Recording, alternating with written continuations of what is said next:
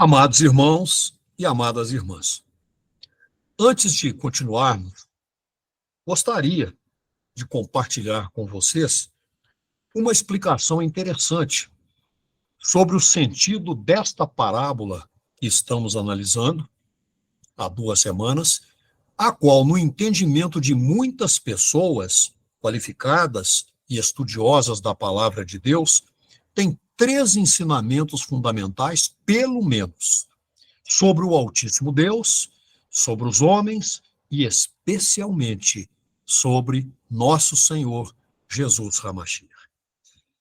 Dizem esses estudiosos que essa alegoria ensina o seguinte: sobre Deus, que ele é muito bom, indescritivelmente bom, que ele confia sua vinha, que pertence exclusivamente a ele, ao ser humano, que ele é infinitamente paciente para com os pecadores, mas que julgará a rebeldia.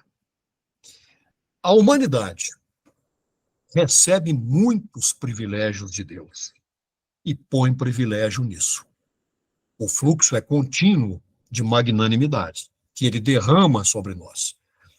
Essa humanidade tem liberdade de atuação, mas tem responsabilidades para com o Altíssimo Deus. Porém, é rebelde contra ele. Nosso Senhor, Jesus Hamashiach, tem direitos inalienáveis de Filho unigênito de Deus. Foi morto por nossa culpa. É a pedra angular que não pode ser rejeitada. Se rejeitado, e quão rejeitado tem sido, exercerá juízo no momento certo, conforme a vontade de seu Pai, nosso Pai Celestial. Então, a atualização da mensagem desta parábola, sobre a qual estamos conversando, é simples, uma vez que pode colocar-nos, ora, como uma vinha, ora, como lavradores, ou até mesmo como servos, a partir de uma reflexão. Por exemplo, se somos a vinha, cabe perguntar: como podemos frutificar para o reino de Deus, correspondendo à expectativa divina? Se somos os lavradores, como temos zelado por tudo que Deus nos tem proporcionado? De algum modo, o Altíssimo Deus envia-nos pessoas para receber de nós o que ele nos tem dado para cuidar.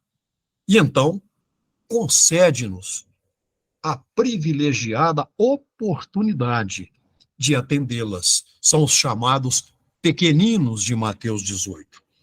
Se somos os servos, não precisamos temer os confrontos e as perseguições, porque muito pior sacrifício foi realizado pelo filho do dono da vinha, Jesus Hamashiach, que voluntariamente entregou sua vida vicariamente por nós.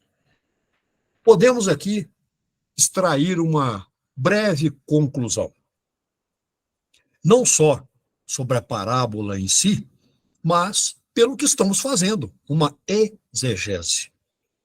O desafio de uma exegese, qualquer que seja, e não é diferente no caso dessa alegoria, é permanente. E assemelha-se, por exemplo, ao descobrimento da amplitude do oceano ou da longitude do universo. A cada olhar que lançamos, damos conta de algo que não vimos ou deparamos com uma surpresa. E até mesmo conceitos já solidificados, já sedimentados pela tradição simplista que temos de tudo, e essa é uma das características humanas marcantes, são modificados com o estudo que está sendo feito.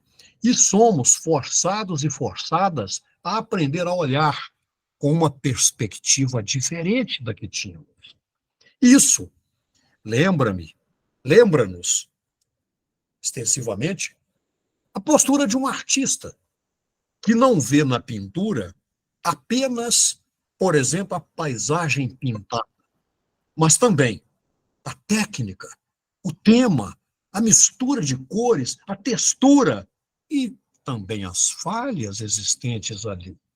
Então, esse breve estudo ensinou-nos como aprender, mas a caminhada da atuação exegética precisa continuar em uma busca profunda pelo saber e saber e saber cada vez mais da palavra de Deus, semelhantemente ao homem, aquele homem cuja história conhecemos muito bem, que buscou um tesouro escondido no campo e vendeu tudo para comprar aquele campo. Está lá em Mateus 13. Então, feitos esses comentários iniciais, vamos caminhar agora para a resposta à pergunta formulada no princípio dessa série de preleções. Vou repeti-la, porque hoje procuraremos responder a ela. Que correlações vocês apontariam entre a parábola da vinha, descrita em Mateus 21, 33 a 46, Marcos 12, 1 a 12 e Lucas 29 a 19, e o formato e a operacionalidade da Igreja de Deus? Muito bem, agora vamos começar a responder a essa pergunta. Esse foi o objetivo que me levou a apresentar esse estudo para vocês. Vamos primeiro visitar o livro Cantares, capítulo 7, verso 4. Teu pescoço, uma torre de marfim, teus olhos, as piscinas de Heshbon, junto às portas de Bat-Rabim. Teu nariz é como a torre do Líbano, voltada para Damasco. Nesse momento, já preparando-se para atirar-me pedras, vocês dirão, nesse trecho, nós estamos vendo uma descrição passional que o rei Salomão fez para a sua amada. E eu direi, não me apedrejem ainda. Concordo. No entanto, essa passagem também pode simbolizar o relacionamento de nosso Senhor, Jesus Hamashia, com sua igreja, conosco. A expressão encontrada nesse verso está, sim, carregada aparentemente de amor, até erótico, na superfície, evidentemente, que, diga-se de passagem, era lícito entre os cônjuges, e continua sendo.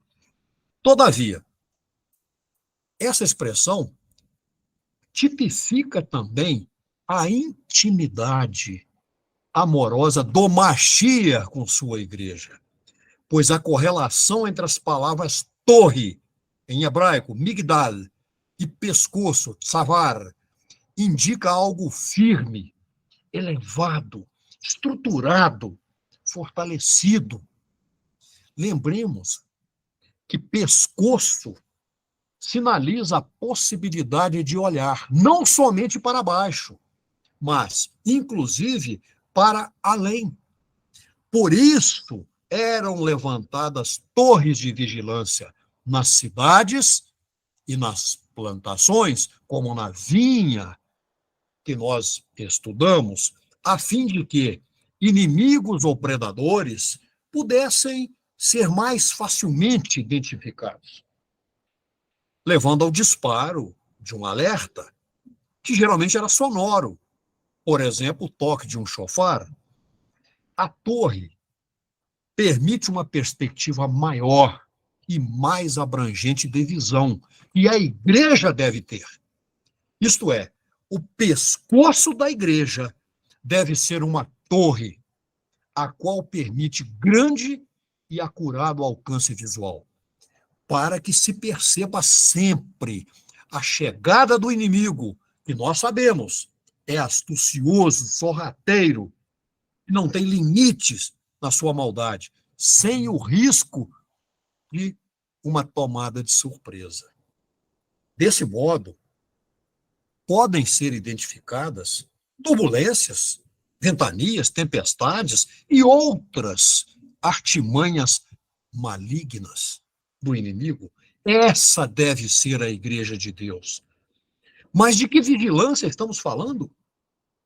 Não só de detecção dos ataques, mas, fundamentalmente, de atitude proativa, abrangendo jejum e oração, além de santificação pela observação e pela prática da sã doutrina.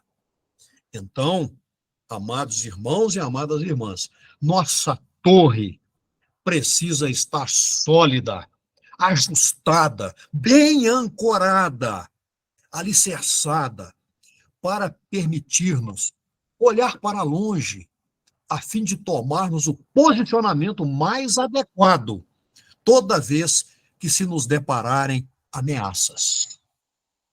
Vamos fazer aqui, até para espairecermos um pouco, uma pequena analogia zoológica, diria minha mãe. Vamos falar um pouquinho da girafa. Analisando-a, percebemos que seu pescoço é muito extenso, ou seja, é uma verdadeira torre de porte avantajado. Não sei se vocês sabem, mas muitos animais pastam ao seu lado, ao lado da girafa, numa atitude comportamental de autopreservação, porque a girafa, quando detecta um predador à distância, sai em disparada. E seus acompanhantes fazem o mesmo. Isso aumenta para eles a chance de sobrevivência. Assim deve ser a Igreja de Deus, portadora e divulgadora da palavra de Deus, que é a verdade absoluta, alertando continuamente o mundo sobre a malignidade que o corrompe e sobre seu fim, que está extremamente próximo, consoante a pronúncia das Escrituras Sagradas e todo esse cenário degradante que estamos presenciando. Nesse momento, preciso perguntar a vocês, perdoem-me, o pescoço de vocês está observando com firmeza, autoridade, convicção e amplitude? Reflitam sobre isso, por favor. Contudo, prestemos muita atenção. A condição elevada do pescoço torre da igreja não pode conter altivez, soberba, mas, ao contrário, a servidão total, incondicional a nosso Senhor Jesus Hamashia. Agora, fechando esse pequeno parênteses. No princípio da nossa conversa, mencionei essa preciosíssima parábola da vinha e dos maus vinhateiros. E fizemos todo um percurso a respeito dela. Mas agora, nós vamos enfocá-la rapidamente apenas no tocante ao tema central sobre o qual estamos falando. Agora nós colocamos a Igreja de Deus aqui. Então, vamos recordar rapidamente o trecho bíblico em questão, mas particularizando uma característica especial contida nessa alegoria pregada pelo Mashiach. Nosso Senhor, Jesus, começa falando de um homem que plantou uma vinha, o que, na verdade, é a representação de sua obra salvífica na terra. E nós, pessoas crentes, genuínas, constituímos o corpo de lavradores, encarregado de cuidar da plantação dele. Obviamente, a ação de plantar adequadamente exige muito trabalho, dedicação e zelo, no mínimo, que devemos executar com todas as nossas capacidades, não pela metade, não de qualquer jeito, não em cima do muro, e sem interesses outros, que não sejam produzir a melhor safra para nosso Senhor, porque não nos pertence. Muito se vê por aí a ocorrência de vinhateiros infiéis que cuidam da plantação como se fosse deles para obterem benefícios carnais de toda ordem, em especial a ganância desenfreada pelo enriquecimento, pela obtenção de glória mundana pessoal. A propósito, olhemos para dentro de nós e perguntemos se estamos realmente trabalhando na vinha de nosso Senhor Jesus conforme seus ensinamentos, sua expectativa e sua ordenança de pregarmos o evangelho do reino a todos os povos de todas as nações e línguas. Estamos fazendo isso? Estamos fazendo verdadeiramente a vontade do Altíssimo Deus, amando-o e as suas obras acima de tudo, de todos e de todas as coisas? Reflitamos sobre isso. Mas prossigamos com a história. Após o plantio da vinha, o dono circundou-a com uma cerca delimitadora e certamente protetora, resguardando-a. Esta é também a segunda ação que devemos realizar.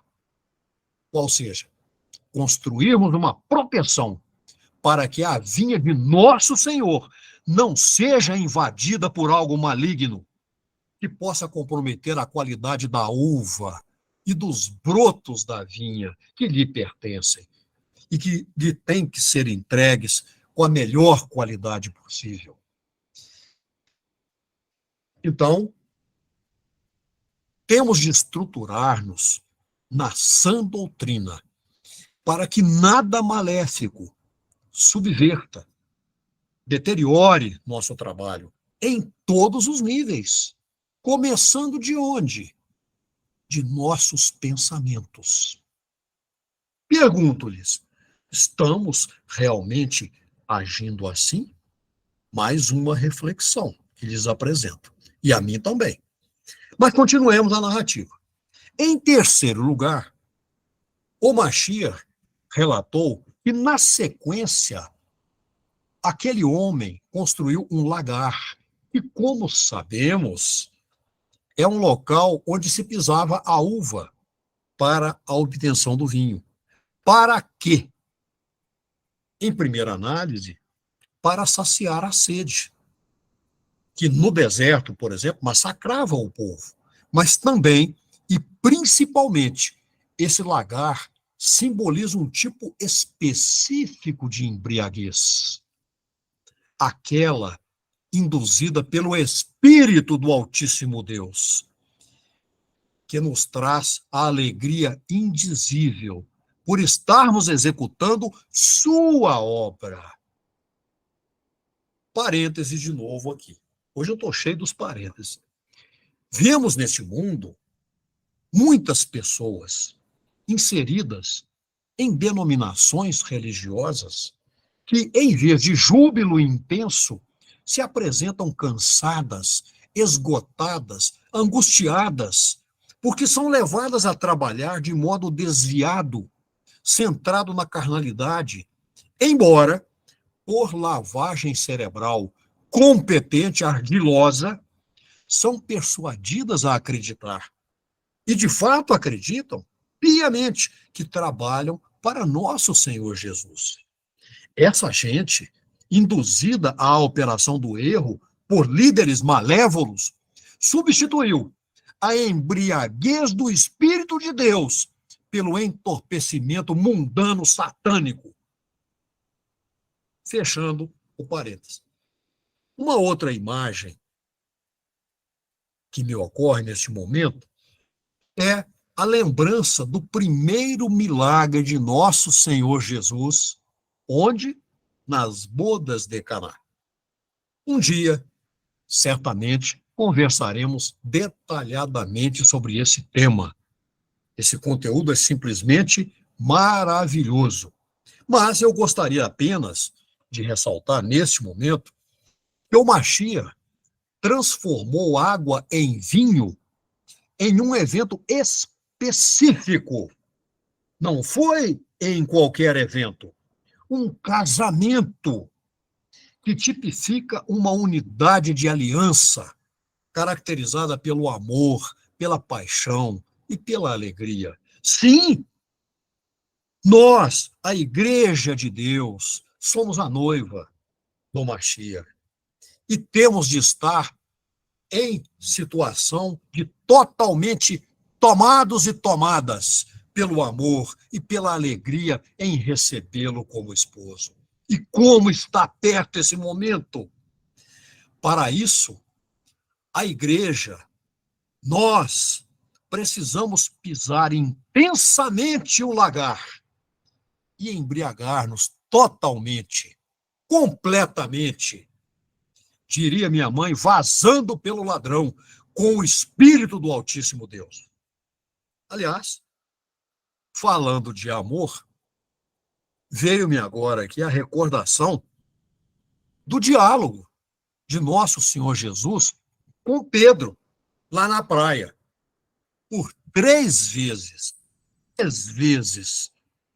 o Mashiach perguntou se Pedro de fato o amava e recebeu do discípulo 3 respostas afirmativas. Diante dessa firme manifestação de Pedro, o que foi que nosso Senhor Jesus fez? Ordenou-lhe que apacentasse suas ovelhas. Lembram-se da tríplice negativa de Pedro por ocasião da prisão de nosso Senhor Jesus?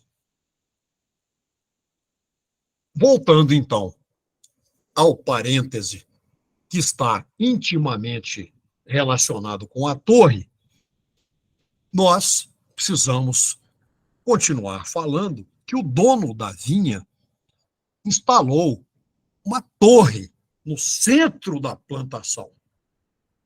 Então, pergunto, como anda neste mundo o apacentamento das ovelhas de nosso Senhor Jesus Hamashiach?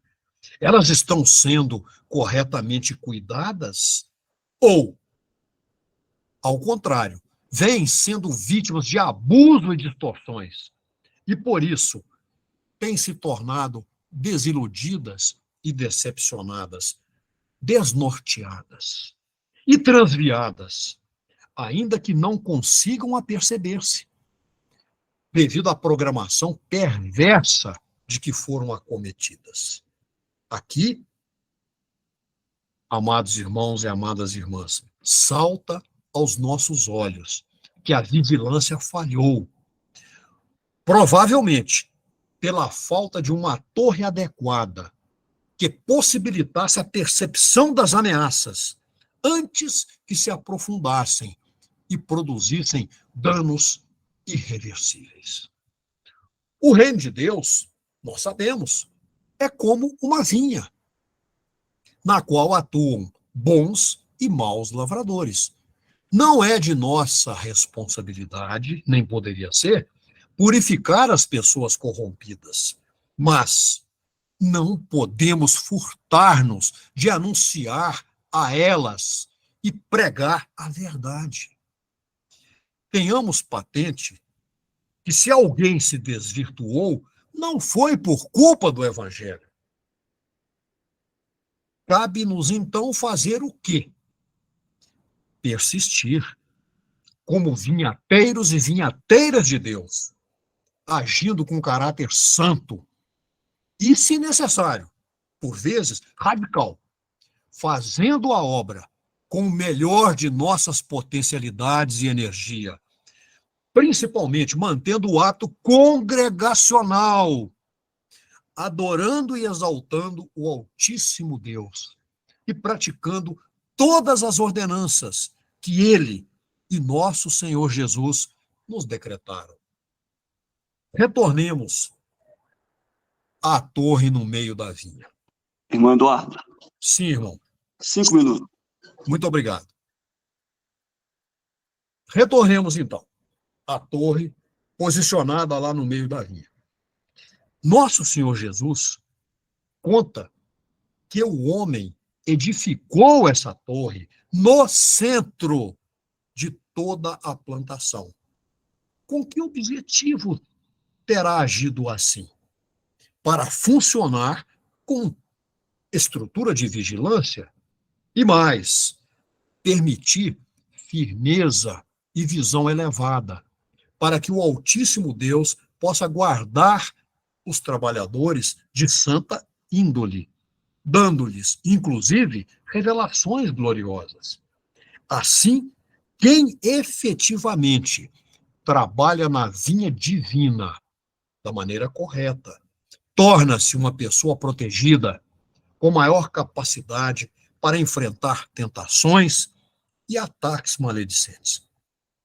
Executemos, pois, nosso trabalho em consonância com aquilo que de nós é esperado.